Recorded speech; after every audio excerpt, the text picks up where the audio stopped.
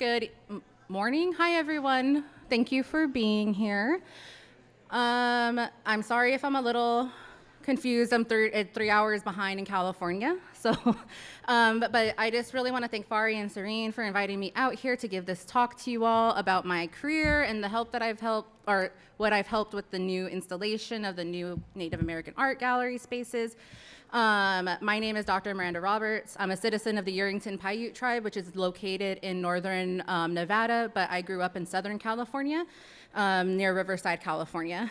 And I want to start this presentation by giving a little land acknowledgement by saying thank you to the Osage, Miami, Cherokee, Shawnee, and the urban Native community, and all of the other indigenous nations who have called this land home since time immemorial. While I am here, I want to learn more about these communities and the challenges and successes that you have while here in Louisville. I am humbled enough to know that my history of this region is not well-rounded. Still, please know that I'm always open to learning and understanding that this land has always been and always will be Native land, no matter who may occupy it at the moment. And if I can support any Indigenous person in this space today, please let me know in conversation. So what does it mean to reclaim Native art, or Native American art, I should say? This is the name of one of my classes that I teach at Pomona College. And to me, it's a process of reclaiming the narratives that museum spaces, typically colonial museum spaces, have created about our cultural items that are stored in a collection or our art pieces by privileging community narratives, perspectives, and needs and interpretations ahead of everything else. No longer putting the characterization of the curator and what the curator wants to put in front of the story, rather making sure that the community's point of is front and center at every moment. When we talk about how this reclamation shows up in museum spaces, we also have to address the ways that colonialism shows up in the curation process, in leadership decisions, in collections care, in conservation management, and in building relationships with tribal communities. The goal of this reclamation is to be able to tell our stories, histories, and perspectives on our terms, without worrying about the bottom line that the museum may have. We hope that one day these items will return to where they rightfully belong, or at the very least, be reunited with tribal communities with their cultural items so that ancestral wisdom can be transmitted to the next generation. When it comes to contemporary art, I hope that when you walk into a museum, you can understand how the thread between an artist and their ancestors has never truly been broken. These lessons are continuous with tradition. Therefore, what is contemporary can be ancient one day, and what is ancient was once considered contemporary. And I always give a little spiel about my family because I didn't just start doing this work out of nowhere. This journey began about reclamation during my process of reclamation, where, as I told you in the beginning, I grew up separated or away from my homelands in Nevada, in California. And this was a result of boarding school trauma, of the war trauma, of just settler colonial violence that my family had to go through on the reservation, to the point where they decided to move to California to start over, and where the rest of my family, my Mexican side, has also suffered at the hands of colonialism and degradation. Everyone that you see in these photos have had a significant influence on me, and most of them, besides 3 of them, have passed away. But they all still lead me. The picture that you have right here, of the black and white one, I don't know if I have a pointer, but this one in the center is of my great-great-great-grandfather, Blind Bob Roberts, who was considered a medicine man in our community, and who would give divine spiritual practices and leadership to our community by way of our leader and our curator. Next to him, with the jackrabbits hanging out, is my great-great-grandfather, Wilfred Roberts, who was in World War II, was in boarding school, who tried to run away from boarding school a number of times, and who didn't grow up feeling that he could express who he was authentically because he felt ashamed of what people had done to him in his community. So he was very hard up to give us information, but eventually he did give us some pieces that we were able to piece together after he passed about who we are, where we come from, and the histories that we need in our family. My little baby self that I say in the corner right there is of my grandfather, who is my Mexican grandfather, who is the first generation. He grew up in Southern California being really highly racialized. He wasn't allowed to speak Spanish or he would be beaten. He worked in the labor fields picking strawberries for like 10 cents. And so for me, growing up, I got very angry over how my ancestors had been treated, over how people who didn't even know them could treat them this way. And so I made it my life mission to correct the narratives that museum spaces or colonial spaces have created about them, because I know that they're different. I know that these people are loving and hardworking, and they're resilient in their own different ways, and that their stories, alongside all of our stories, deserve to be told in this space, or any of museum spaces, I guess. And these are my homelands. I am so sorry. These are the little photo as of my homelands. Unfortunately, last year, my uncle, who is dancing with my grandmother, passed away unexpectedly. And one of the things that I had to do, which I wasn't expecting, was giving his eulogy in front of my community. And that changes you, because it makes you realize how short life is, and also how quick cultural knowledge is if you're not able to see someone before they pass.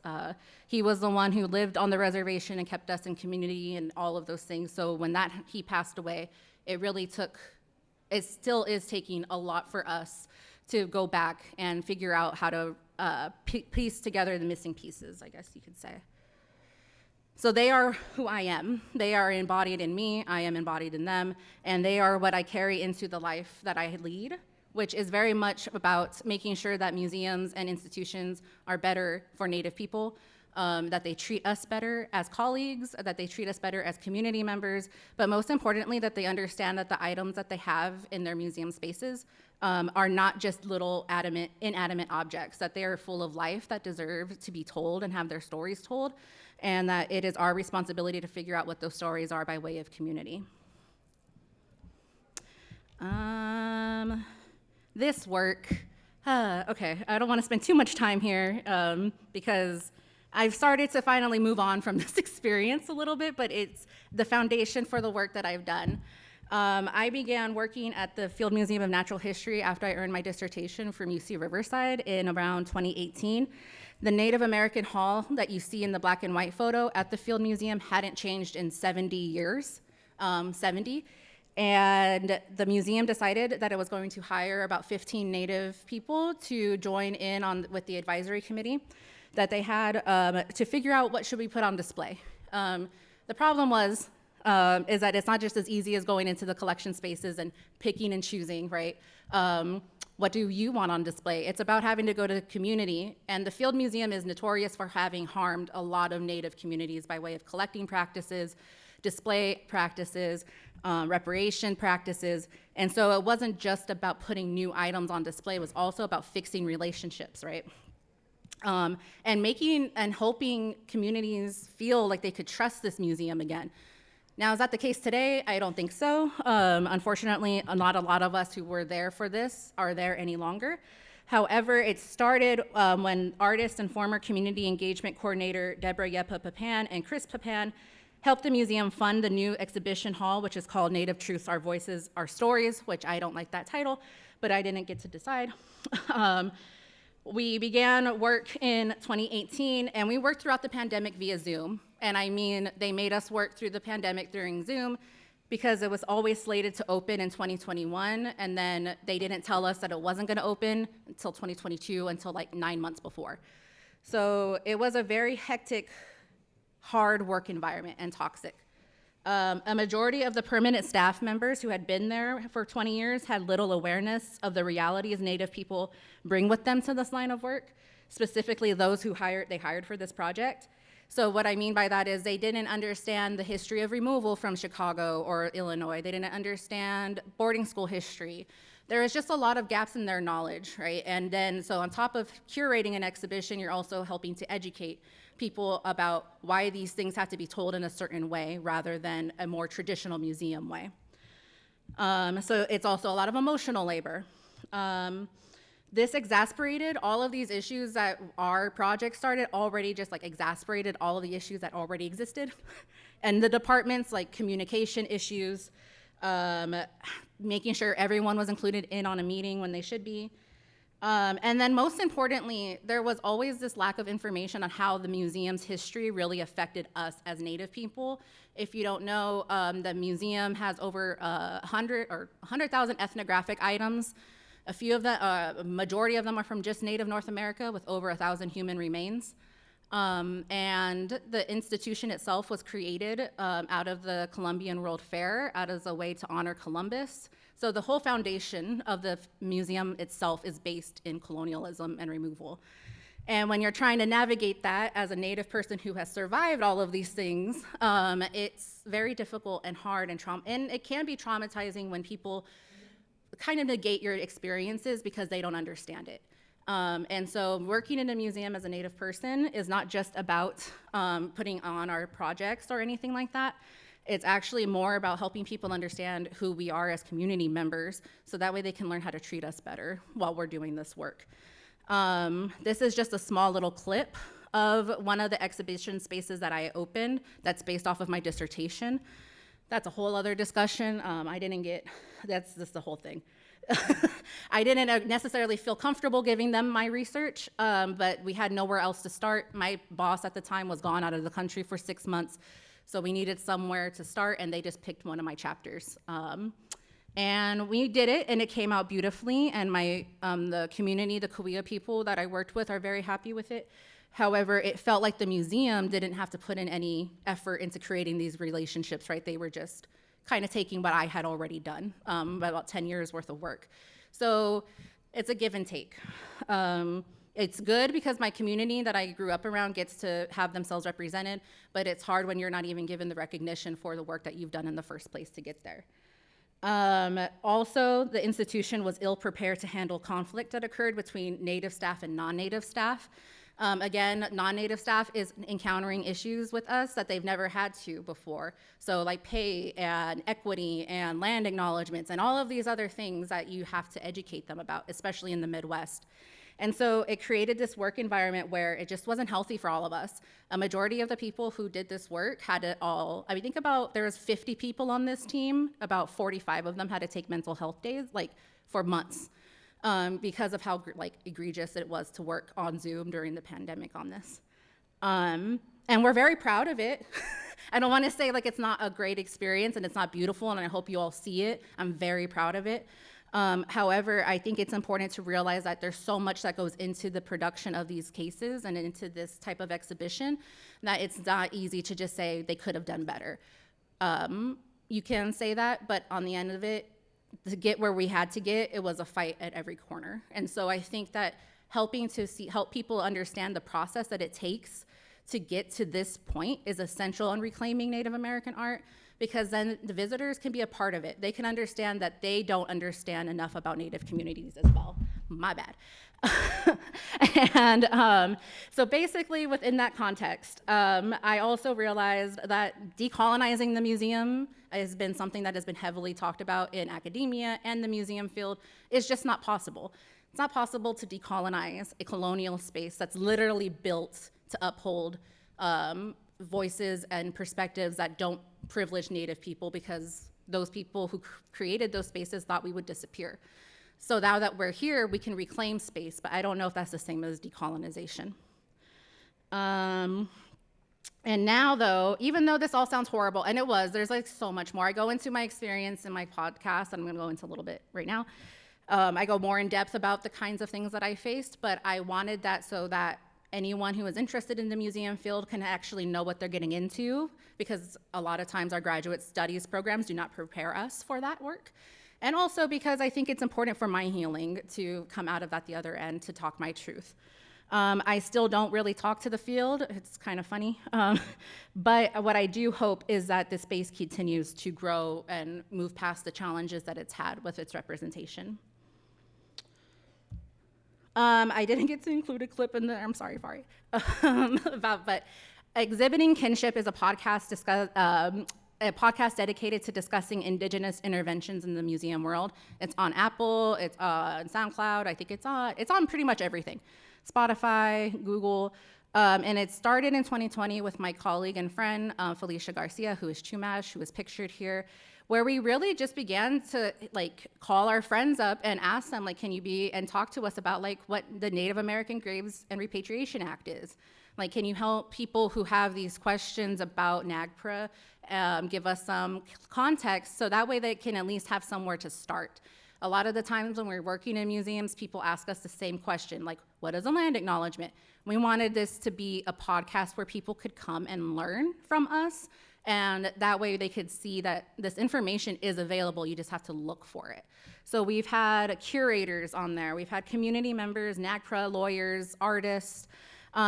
Since the pandemic ended, it's been a little hard to kind of keep up with a steady schedule, mostly because Felicia has started a new job with her home community at her tribal museum.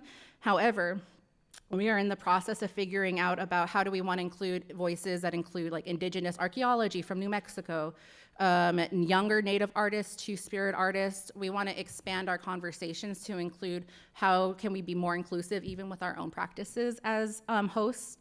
And so it's a beautiful time. Every time when we end it, as you all maybe know, our earrings are like our signature thing. And so we always talk about what earrings we're wearing or the jewelry and the artist who created them, to give them a little shout out, but also because we want to feel like we're in community with the people who are listening with us. As you can see here, Jordan Porman-Cocker, who's Kiowa and Tongan, wrote that my vision she's a curator at the Crystal Bridges now. She is at Crystal Bridges in Arkansas. Her vision for the museum world, or what comes after, is that people can intersect with their history and the material things of the past in the way that is not harmful.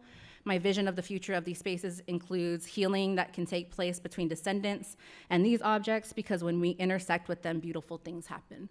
And so a lot of those kinds of conversations, and there's a lot of fun, like we laugh too, there's a lot of laughing. It's important for us to have fun, but also be serious and to give you all, our visitors, our listeners, a perspective. I do a lot of work. So this was very quick. This was like a very month-long exhibition at Idlewild Arts and Academy called Still We Smile, Humorous Correction and Joy, where I featured 6 Native artists, including James Luna, who it was dedicated to, the exhibition itself, Rachel Martin, who was Tlingit, Jeremy Dennis, who is Shinnecock, Zig Jackson, who is Akiria, and River Garza, who is Tongvan to Los Angeles. And really wanted visitors to walk away from this exhibition understanding that you can laugh with us, but also we have used humor to kind of correct inappropriate behavior, right? Like if you've ever seen any of James Luna's work, you know that it's very confrontational sometimes, or it was, and I'll give you an example. When we opened this exhibition, a woman took space to decide that as a non-Native person that she wanted to claim that she was Native descendancy in front of all of us. And we, instead of, I wish I had the clip, but what James Luna, we were told what he would have done was like welcomed her into his own kind of ceremony and kind of like poke fun at her while also trying to show that what you're doing is harmful to us, right? So it's a lot of the wit and irony that our communities have as a way of teasing and staying in community with each other to love each other, but also as a way to show people like, don't act that way, do better. And also I kind of wanted to feel people like maybe they didn't know if they could laugh at it or not. And I wanted them to sit in that uncomfortability because our art isn't always for everyone else, right? Sometimes it's just for our communities to understand. So I wanted them to feel a little uncomfortable. Oh, and I'm sorry, there was also Shayla Zahn LaRue, who is on TikTok, who is a Two-Spirit Canadian First Nations artist. And I wanted to be people to understand how our art transforms all kinds of mediums. It's not just painting and it's not just photography, it's also now on social media in different formats, reaching wide audiences in ways that it never had before. So even though a lot of times our experiences are very much phased by what has happened to us, we also find ways to laugh and to love and to just be with each other in good ways. And so it's very important for me to be able to balance out the heavy work that I do with the joyful work that I also get to do, which includes being at the Benton Museum of Art at Pomona College. I didn't get into all of my experiences at the Field Museum, but one of the things that I learned there very quickly was the importance of getting community into collection spaces, into a museum collection space. Whether that is, a lot of times museums will have you fill out like forms, whether or not you could come in or not, and just the gatekeeping is very harmful to us because those are our cultural items, so why can't we look at them when we want to? And instead of, when I was asked to come to the Benton to work on an exhibition, instead of just starting on the exhibition, I decided to involve the Kauai community who I had worked with in my dissertation work and who I grew up around, because the collection at this museum had known weavers. So the collector took their names, he took their photographs, and so some of the women that you see pictured here are related to those basket pieces. And these are their grandchildren and their children with them. Every year now, this is gonna be our 3rd year this year, we have a community day where we just have a weaving circle where Kauai people come and do bird songs and sing to the baskets in the collection. We have the women come and just show us demonstrations, but mostly it's just for them to have a day at the museum to visit with the baskets. There's no one else that's invited besides maybe museum leadership and a few other invited people. And mostly it's just for community. We want them to be able to tell us too if we're not taking care of these pieces in the right ways or if we should be doing something different. It's just a lot of work in terms of thinking through how do we care about these pieces. This is a basket that was made by her, Maria Augustine. How we store, right, the pieces in the collection is also important. We wanted people to see that this was made by a woman and that a woman is consistently doing this art practice, and it's not something that has ever stopped. It's something that has been continuous. More pictures of just that kind of engagement, where this is downstairs. We wanted people to see them by name, by who, and then they could tell us anything that they wanted to. It was also important, none of these pieces have been poisoned, and what I mean by that is, like at the Field Museum and in other anthropology museums, back in the day, collectors used to put arsenic on pieces because they thought it was good for preservation purposes. This never happened at this museum, and so therefore community and I and other designated people are able to touch them and grab them and hold them and be in community, which makes a huge difference. You can, by picking up the basket, you're able to see where the start was, you're able to see maybe where a woman broke the pattern or started over, and it's knowledge that you can then take into your everyday life, into your practices as well. And the next generation, as you see with this little child, can start to feel appreciation in a way that they hadn't felt before. I won't read this whole thing, I promise, but this all led to the accumulation of my life's work called Continuity, Kauai Basket Weavers and Their Legacies. So instead of this was a battle for me too, instead of creating an exhibition that just said, here's some baskets, enjoy, I really wanted Pomona College to understand that it had done harm to our communities in its own very specific ways, and also that Kauai people had been here, and that the removal of these baskets from their homelands was violent, right? Even though the collector themselves he paid them and he had a friendship with them, the act of that movement, right, in the 1900s of the Kauai people who are starving and going through really hard times on their home reservation had no other choice but to sell them. And that's a form of violence that needs to be addressed. And so I wanted to put that into contextualization to show people that even though that happened, Kauai people are still weaving today. And they never stopped. It just looks different than it did. It's dedicated to a woman named Donna Largo, who was in the space ahead of me. You're gonna see photos of the exhibition. She was a Santa Rosa Kauai member who I wouldn't have been able to do this work if she hadn't done what she did in 1994 at this museum. And so when you look throughout these slides, you will see that none of the baskets are behind vitrines or glass, that they are all accessible to community, and community is able to build or make appointments, because it's just easier that way, to come touch the baskets that are on display and to come be with them if they want. This hat is a hat that's in this picture, is worn by a woman, and majority of these community members have never seen a hat with the Trump line put on. It's always separate. Collectors would take them off.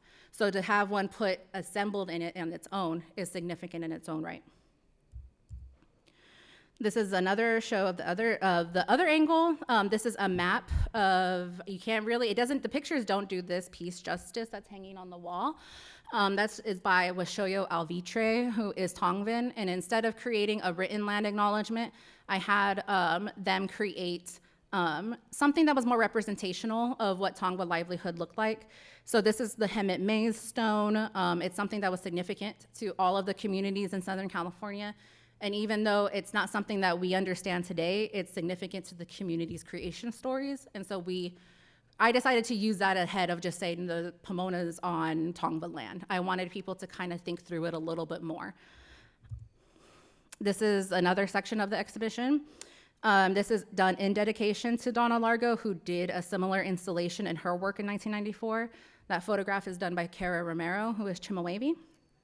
And really, I just wanted people to see how these baskets would have been had they been at home in the desert. This is my baby. This is the main exhibition space. So when you walk out of that one room into this room, you walk into this space of continuity.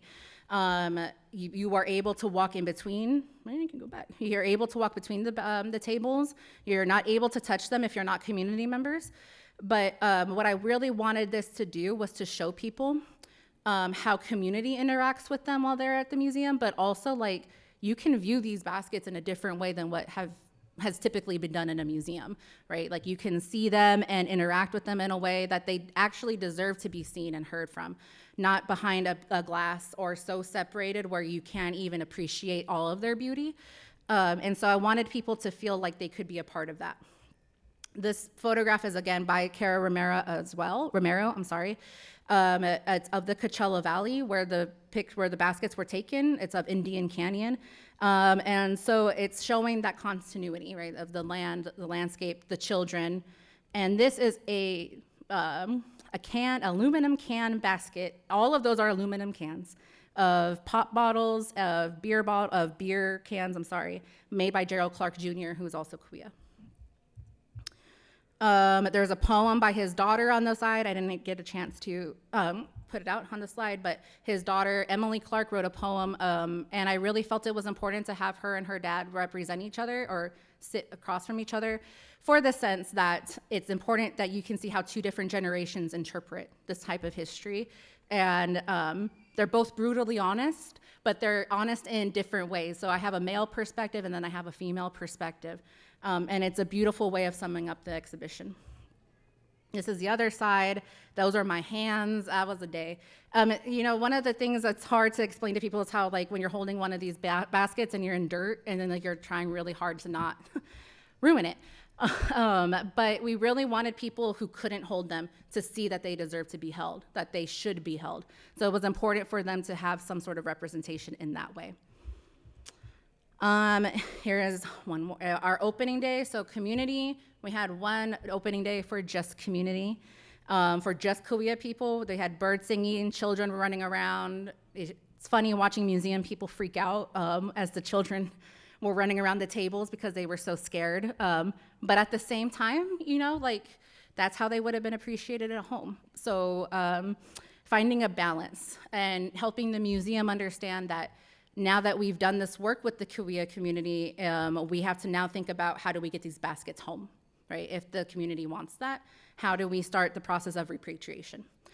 And this picture that you see here is of the publication that we came out with that accompanies the exhibition. It's mostly of photographs of all of the pieces on display. They're high quality photographs. We've given them out free to Kuya people and the surrounding California Indian communities. And also they are for sale, but I'm just giving them out because we don't make money anyway from publications. So it's easier for me to just give them out and for community to have them on their own because that's where it belongs. And I think as someone who is not Kuya, it was always important for me to position myself that I'm not telling your histories or I'm not telling their histories or their creation story, anything. It's more about just giving people a different perspective on how to appreciate these pieces. And then before I conclude, this is a little dark, but not, it's what I've been dealing with for the past few weeks. I'm also a Pomona faculty member and a Native scholar in residence at Pitzer College. And a few weeks ago, one of my Native students was arrested she wasn't even protesting, she was just standing there. And I don't know how to best describe this, but when you are in a group chat with like a whole bunch of your students because you worry about them all the time, and then you get a chat that's like, Sarah, or, she's arrested, we need to go get her. You're like, what? I just left school. it changes you and it makes you think through, like, how am I going to be better for these students now, right? Like, how else do I have to step up to protect these students because the school isn't doing it? Luckily, nothing else has happened in that sense since then, and luckily, they are not suspended, but it has created a situation where we're on campus are thinking through how, as Native people, do we express the frustration over how the school treats us, right? So having to confront leadership and having to talk to them about all of these things and being good examples to these youths so they feel heard, but also that they have a different way of maybe viewing the world. It's been a very long journey for me, and part of that journey has been working with Fari and Sirene on doing this reinstallation of the exhibition hall here at the Speed, just helping them think through what is community, how do we expand that definition? And so it's so beautiful to be here. I don't want to take up more time because I know there's questions that we want to get to, but Peshamu for everything. That means thank you in Paiute. Thank you for listening to me. And I'm here if you have any questions, I guess, after. Thank you.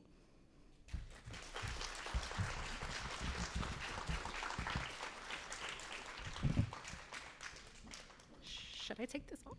Okay.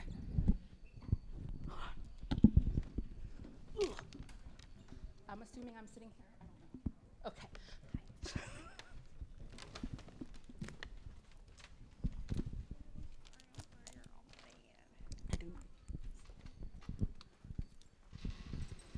Let's give another round of applause to Dr. Roberts.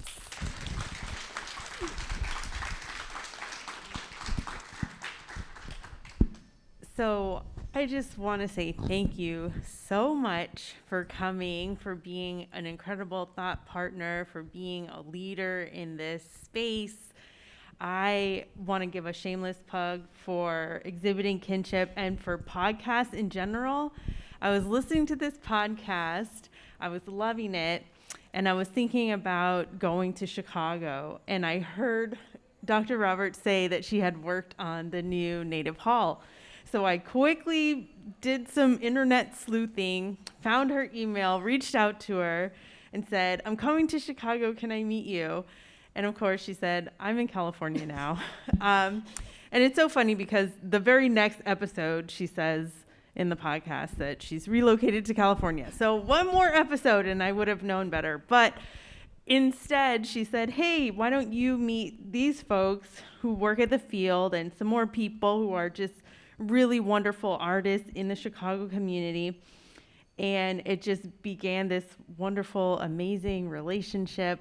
And I'm just so, so grateful. So I just wanted to share that with you all. Listen to podcasts, reach out to the people. There's real human beings behind these recordings, behind the beautiful podcast artwork. I love the drawing of the two of you. So I also want to tell you a little bit about my wonderful right-hand woman, Sirene Martin, who's been working with me very diligently in caring for the Native American collection. And so together we have been trying to think about how can we present this work in a fuller context? How can we engage our different audiences? How can we expand the collection? And so I would love for you to talk a little bit about your work with me. I'm putting her on the spot. She didn't know I was going to do this. Yes, hi. I'm just happy to be here, as my grandma would say. I was able to join Fari, Dr. Nzinga, this past summer as a curatorial intern, helping out with our NAGPRA work, which, Dr. Roberts mentioned NAGPRA. It's the Native American Graves and Repatriation Act that was passed in the early 1990s. Did I say the acronym? Yes. Okay, there we go. I always mess it up, and so I wanted to make sure that I said it correctly. And so I initially helped Fari with our initial correspondence to over 200 tribes in connection to our collection and some of the belongings and objects that we have flagged as NAGPRA-sensitive belongings.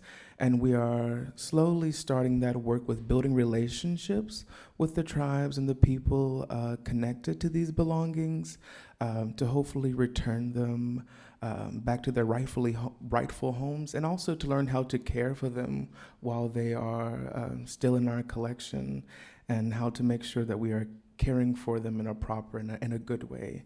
And so I've been really honored to help out with that in such a small part of, in a humble way. And so I'm just really excited to be a part of this healing that we're trying to facilitate.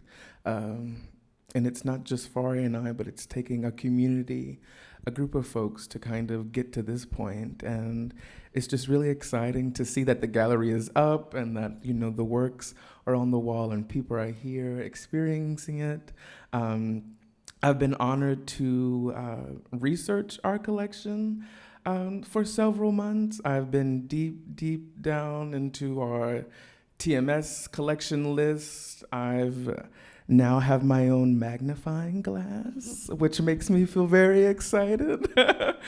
And so I've been able to just really spend a lot of good time with the belongings and learning as much as I can.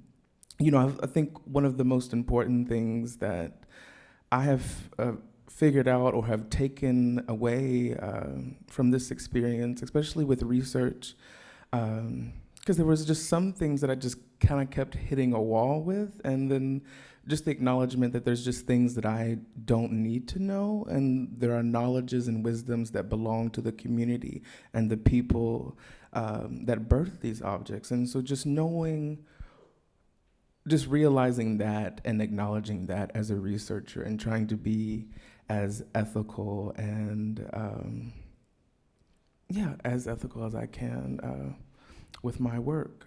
So yeah, I don't know if I went on a tangent, but yeah. Or if that made Thank you. So we came up with some questions to discuss, but I know that you may have some questions, so I'd like to open it up so that you can get your questions answered. And if not, then we can go with the questions that we've prepared.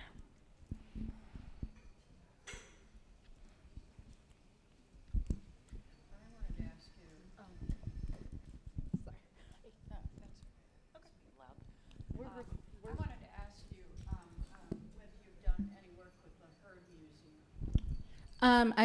Have I done any work with the Herd Museum? No, not directly, but I have colleagues and friends there.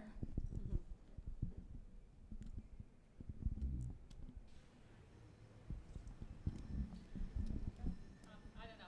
Can you hear me? No, I think we need, because we're recording. Yeah. Hi. I just was wondering if you had any hot tips about how we as a community can respectfully do better. Because clearly up to now we have not. So, and I'm sure you're not shy about sharing. So I'd like to hear.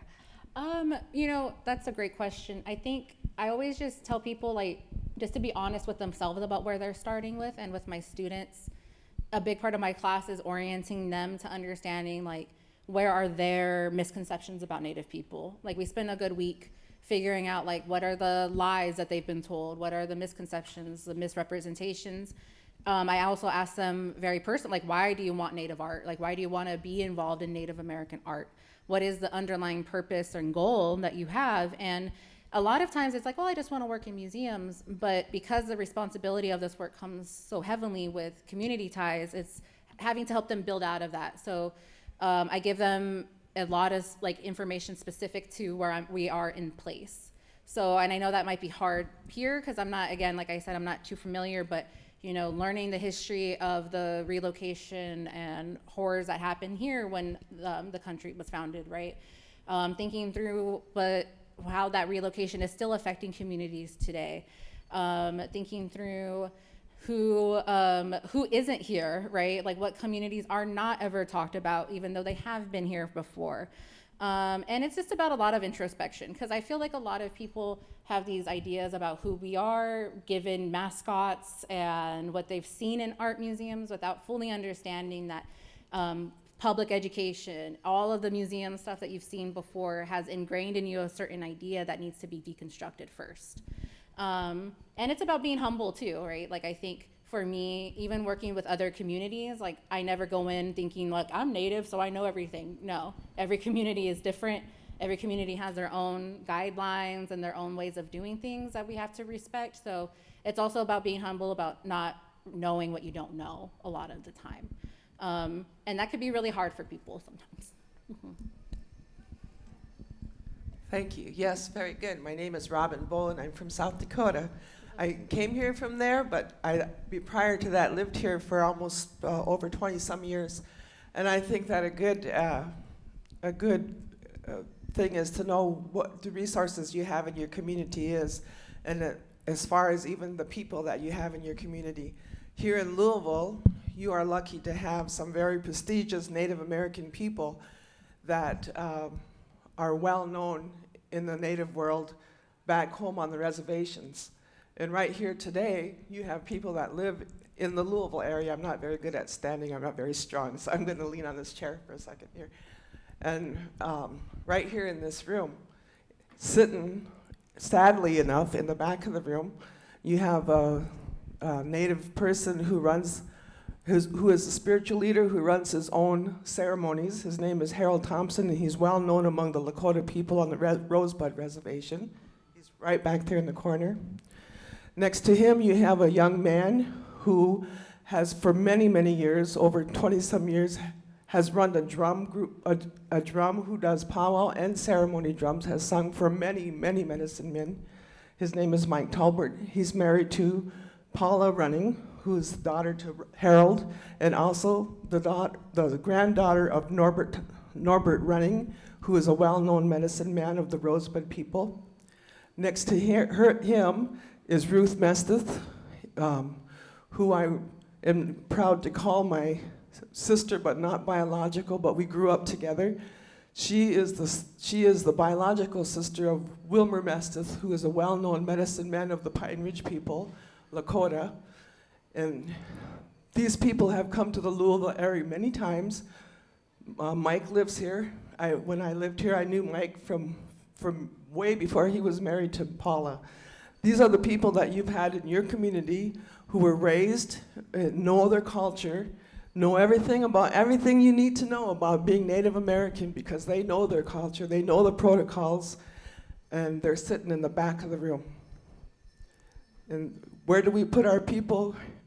Where do we put our Native people for years and years? In the back of the room. I have been raised with our culture. I've been raised with Ruth. And so times have changed. We need to know our community. We need to know our people. We need to know who they are and how they can help and how we can work together and become a better community with each other. Thank you. Thank you.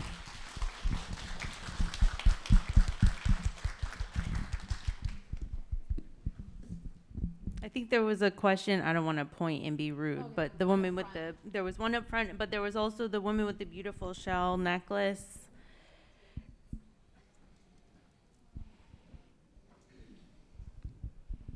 I just want to honor the previous comment and just, take in the space. And also in that way of thinking through practices of feminism, I thought a lot about how evident it is in your work. And so I'm just curious, one, in the curatorial practice that is clear as a process of decolonial feminism, indigenous, right? There's so many feminisms. And I also thought about abolition. And so I just wondered what kind of lens you are working through with that, and obviously in the honoring of the artists and in community. It's so present in your work. So I'm just curious what language you give for that and or theoretical basis in your praxis. Thank you. That is a great question. I don't know if I have the language for that. I really just think through the things that remain misconstrued about communities, especially women, and especially our young girls, and really just try to lend a voice or perspective, I think about like my own and about the things that we've been through. And I don't know if there's an exact language for it. It's just I really want us to be free. I really do think about liberation a lot. I think about the way that the harm that has been done to our communities and how we don't need to live this way, right? Like we don't need to live in a capitalistic world. More so, I just want our people to feel, or my people, my community to feel like they could be safe anywhere that they walk. And unfortunately, that's not the case. And so the kind of language I want people to live or walk away from when they leave my work or my classroom is how do we liberate ourselves from these systems of oppression? Even if it's just small little things every day, right? Because we all are living under these systems, so we have to live and work under them, but maybe there's a way to deconstruct how we engage with the world. And having to do that is a very personal take, so like not upholding like beauty standards and making sure that people feel good when they look at themselves in the mirror. And I just really want people to feel uplifted and seen. I think that's the big thing, is a lot of times in the museum world, a lot of these pieces have been only seen in one particular way from a curatorial point of view, because curators have been one particular way for such a long time, but that I want people to have a different perspective than the one that they've been typically given. I don't know if that answers your question, but thank you. I know you have a question.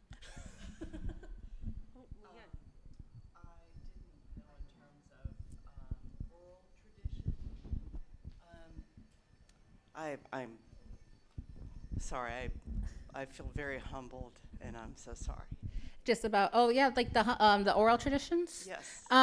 So that's a big part of, that's always hard to try to figure out how to put into a museum space, because a lot of stories aren't meant to be shared beyond community. And so when it comes to the community work I do, it's about working with the elders, about working with children, about working with language carriers, about what is the right way to say this? Is this appropriate or not? And do you want to even say this, right? Sometimes, a lot of times, the community, you have an idea and community come back to you and say, no, we don't like this. This isn't appropriate, and having to just go back and refix it, and that's fine. So it's also a story of the one that you're collecting during this curation process. I believe a lot of harm has been done in these practices in the past, so I don't want my work, or I don't want people to feel like they work with me to feel like that when they leave. So I want them to feel safe when they come to me with their stories. So I won't repeat what's not mine. I don't talk about what is, I've been to many different ceremonies, but I'll never repeat what has gone on there because it's not my right. So it is something that is delicate and something that is, but is needed and dependent on community for sure.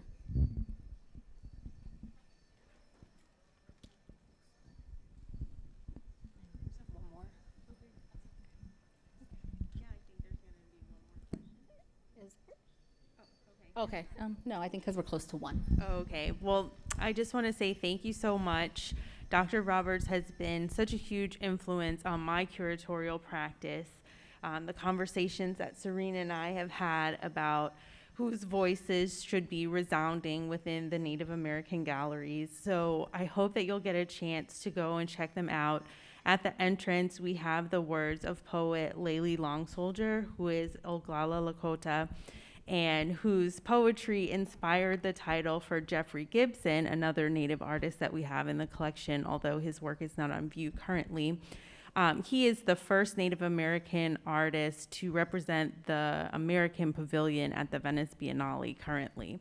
So we were so excited because not only is she nationally renowned, and has a relationship with another Native artist that we have in the collection, but also she is a member of the tribe from which many of our historical materials originate. And so we wanted to have, again, listening to your presentation about those different generations, we wanted to bring that into the gallery space as well. Sirene commissioned a friend and colleague from the Rhode Island Institute School and Design. Yeah. Shandine Brown, who is also Danae, And she wrote a wonderful text panel about the history of Dene weaving. And of course, Dene is the name that the Navajo people call themselves. So again, we are so excited to share this with you.